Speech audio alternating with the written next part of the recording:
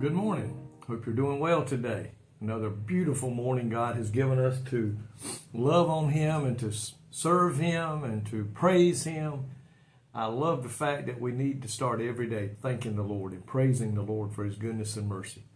I heard a preacher say one time before they ever get out of bed, they say, "Thank you, Lord, for that night's sleep. Thank you, Lord, for letting me see another day." And that was before they even got out of bed. They began to praise the Lord. You know, it's not a bad thought that we start off our day by praising the Lord and we end our day doing the same. I want to look today at Colossians chapter 2, verse 6.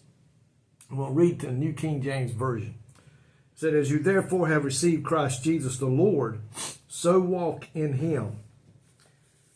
We come to know the Lord as Savior and forgiveness of our sins through repentance and faith. We come to Him, we repent of our sins, and we are saved by faith. That's just how you are to live your Christian life. When we get saved, we don't go back the old way we used to be. We stay in the new way. We keep repeating the process that brought us to Christ. Listen, you don't keep getting saved, but you don't stop repenting. A lot of people get that mistaken sometimes. You got those who say, "Well, I'm saved now. I can go out and do whatever I want to. I'm forgiven of all my sins." But I don't think that's the case. I think today none of us are perfect. Christ didn't say, "Once I save you, you're perfect." No, we're never going to be perfect. Even Paul said he wasn't perfect. And if Paul wasn't perfect, you and I can't be perfect.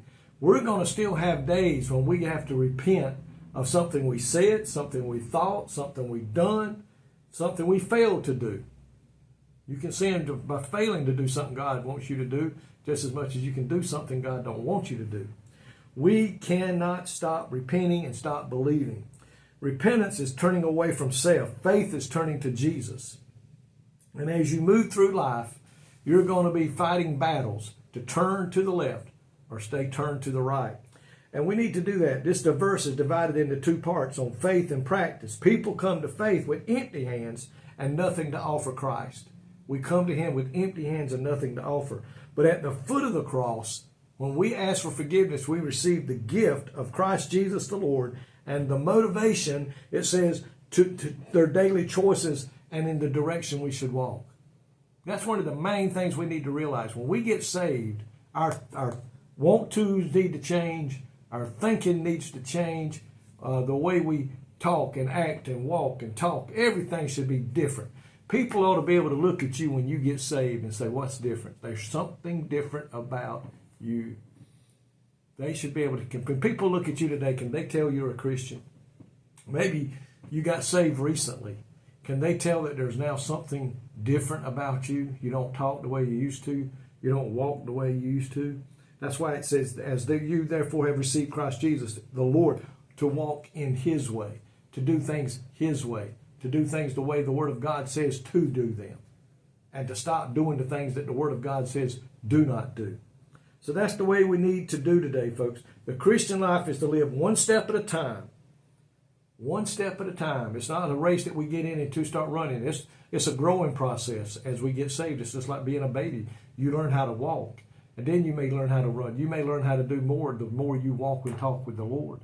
But the one thing we must remember, we're not perfect. We will still mess up. We will still sin. We'll still make mistakes. Whatever you want to call it is still sin. But the Bible says if we repent, He will forgive us. Just remember, when Christ saves us, everything about us should change. And that's what I like about that verse. So walk in Him. Lord, thank you today that your word says, yes, you will save us of our sins. Yes, you will take us into the fold. But we must keep walking the way you want us to walk and change the way we need to change. And every day we grow a little stronger and a little closer to you and the way you would have us to live.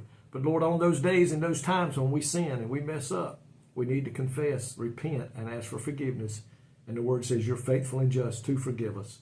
And Lord, I am so thankful for that because I am not a perfect man.